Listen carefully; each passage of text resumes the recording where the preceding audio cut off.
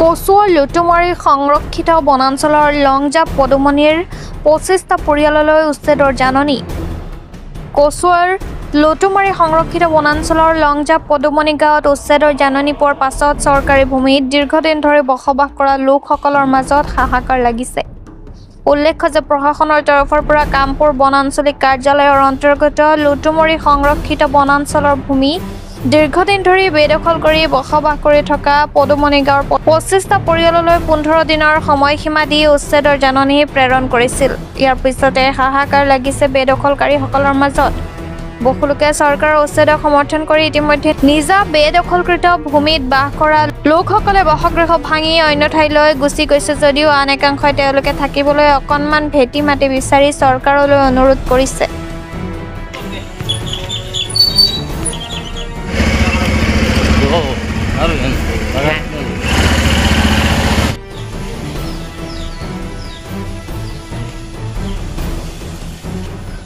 আকৌ আমি আপোনালোকে নোটিছ দিছে, আমি নোটিছটো লৈছোঁ, লৈ পেলাই মানি পেলাই আপোনাক ঘৰকেইটা চব ভাঙি পেলালোঁ। ভাঙি পেলাই আপোনালোকক আমি এটাই অনুৰোধ জনাইছোঁ যেন আমি আপোনাৰ কাৰণে মাটিটো আমি দিবই লাগিব। আমি থাকিম ইয়াতে, আমাৰ কোনো মাটি নাই, কোনো পাট্টা মাটি নাই, দুখীয়া মানুহ, আমি চলিব নোৱাৰোঁ। ইমান দিন সময় আমি খাইছোঁ, এনেকৈ চলিছোঁ। আমাৰ বয়সটো জন্মটো ইয়াতে আছিলে, আমাৰ দেউতাই মৰিলে ঢুকালে, এতিয়া আমিও ইয়াতে আছোঁ। আমাৰ বয়সটো 35 বছৰ হ'ল ইয়াতে জন্মটো। এতিয়া আপোনালোকক এটাই দাবী জনাইছোঁ, আমি ইয়াত আমাৰ মাটি পাবই লাগে, সেইটোৱে আমাৰ অনুৰোধ জনালোঁ। এইখিনি আমি বোলো আজি 83 চনৰ দেউতা আছিলে ইয়াত। আমিতো বয়সটো 35 বছৰ হ'ল। আপোনাৰ দেউতা থাকি মৰিছে? ইয়াতে থাকিবলৈ মৰিছে। আমি সমাপ্ত কৰিলোঁ। লংজাপ পদুমণি ইয়াত 25 ঘৰ মানুহ আছে, 25 আছে। এইখিনি হ'ল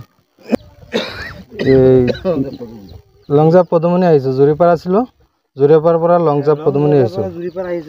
আগত ক'ত আছিলে আপোনালোক? আমি আগত পদুমণি আছিলোঁ, পদুমণিৰ পৰা এতিয়া আমি গুচি গ'লোঁ এই জুৰিপাৰ। এতিয়া শিবিৰ এটা বনাইছোঁ। এই আপোনালোকে শিবিৰত আছে? এতিয়া শিবিৰত আছোঁ মই। কিমান ঘৰ মানুহ আছে? 25 ঘৰ মানুহ আছে। 25 ঘৰ মানুহ। আপোনালোকে চৰকাৰী মাটিত আছিলে, এতিয়া মেডিমাটিত আছে? এতিয়া মেডিমাটিত আছোঁ। এতিয়া ছাৰক কৈছোঁ নহয়, অনুৰোধ জনাইছোঁ আমাক মাটি দিবৰ কাৰণে। এতিয়া ছাৰে কি কয়, মাটি দিবই লাগিব আমাক। আমাৰ চৰকাৰী মাটি নাই, বেলেগৰ মাটিত আহি পেলাই আমি শিবিৰ বনাইছোঁ।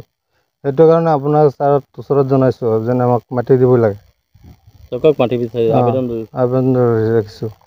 আজি সৰ্বপ্ৰথম আপোনালোকক মিডিয়াৰ যোগেদি জনাওঁ যে আমি লংজাপ পদুমণিত আমাৰ সমষ্টি ৰহা, আমি আজি ইয়াত ধৰক 40 বছৰ 35 বছৰ কাৰোবাৰ ইয়াত বসবাস কৰা হৈ আছে। আমাক চৰকাৰে যিখন নোটিছ দিছে, সেই নোটিছখনক আমি সন্মতি জনাই আমি নিজ ইচ্ছাই ঘৰ বাৰীকেইটা ভাঙি লৈ গুচি গৈ আছোঁ। আমাৰ মাটি বিটা নাই। যি 25 ঘৰ মানুহৰ আমাক কামপুৰৰ বন বিভাগ মহোদয়ক মই জননী দি আহিছোঁ যে আমি জুৰিপাৰ গাঁৱৰ মানুহ, যে আমাৰ মাটি বিটা নাই, মই ইয়াত আছোঁ। তে বাইদেৱে কৈছে তোমালোকে আছা, তোমালোকে চৰকাৰৰ লগত দাবী জনা। আমি সেই হিচাপে আপোনালোকক মাটি আনি আমাৰ ঘৰ বাৰীকেইটা আমি নিজে নিজে ভাঙি কৰি লৈ গৈছোঁ। আমি চৰকাৰক এটা কথাই আহ্বান কৰোঁ, আমি ইয়াত বাংলাদেশী মানুহ নহয়, আমি এই দেশৰ মানুহ। যিকোনো প্ৰমাণ পত্ৰ দিব লাগে, আমি তাৰ কাৰণে সাজু আছোঁ। গতিকে চৰকাৰক আমি অনুৰোধ কৰোঁ যাতে আমি এই গৰীব দুখীয়া মানুহখিনি যাতে আমাক বিটি ঠাইখন দিয়ে।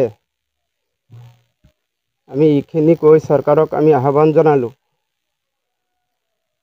নগাঁও জিলাৰ DC মহোদয়কো জনাইছোঁ যে আমাৰ মাটি বিটা নাই,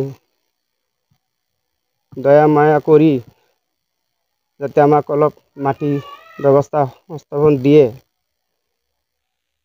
আপোনালোক কোন গাঁৱৰ হয়?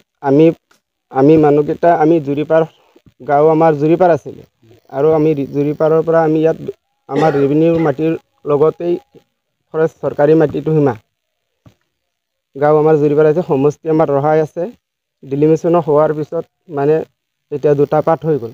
আমি এতিয়া হোজাই আৰু ৰহা সমষ্টিত দুটাৰ সীমামূৰীয়াত আছোঁ। কিমান ঘৰমান মানুহ ইয়াতে? এতিয়া ইয়াত আমাৰ 25 ঘৰ মানুহ আছে, আৰু মানুহ আছে, জুৰিপাৰৰ মানুহ আৰু আছে। তেওঁলোকে আমাৰ যিখন গাঁৱত আছে সেইখনৰ লগতে আৰু বেলেগ গাঁৱৰ মানুহ মিছলাই কৈ আৰু তাতো আমাৰ জুৰিপাৰৰ কেইঘৰমান মানুহ আছে। কিন্তু আমি একচাটিয়াকৈ ইয়াত 25 ঘৰ মানুহ আছোঁ, জুৰিপাৰৰ পৰা অহা মানুহ। কাঠৰে জোৰে অনুৰোধ কৰি কৈছোঁ যাতে আমাক অলপ মাটি দিয়ে। আমি ইয়াত এই 25 ঘৰৰ ভিতৰত কাৰো এবিঘা মাটি, আধা বিঘা মাটি পাট্টা আমি দি নাই। এই মানুহখিনি এতিয়া ধৰক ইয়াত ঘৰ এই মানুহখিনি আমি 3 ঠাইত শিবিৰ বনাই আছোঁ। 3 ঠাইত আমি শিবিৰ বনাইছোঁ, তাতে আছোঁ। আমাৰ ৰহা সমষ্টিৰ বিধায়ক মহোদয়কো আপোনালোকৰ মিডিয়াৰ যোগেদি জনাওঁ যে আমি ৰহা সমষ্টিৰ মানুহ হয়, তেওঁৰ মানুহ হয় আমি, যাতে আমাক এই শিবিৰত অলপ খোৱা পানীৰ ব্যৱস্থা দিয়ে। গতিকে আমি দুখিত এতিয়া চৰকাৰৰ কাষত আবেদন জনাইছোঁ যাতে আমাক অকণ মাটি দিয়ে। ইমানখিনি কৈ আমাৰ বক্তব্যটো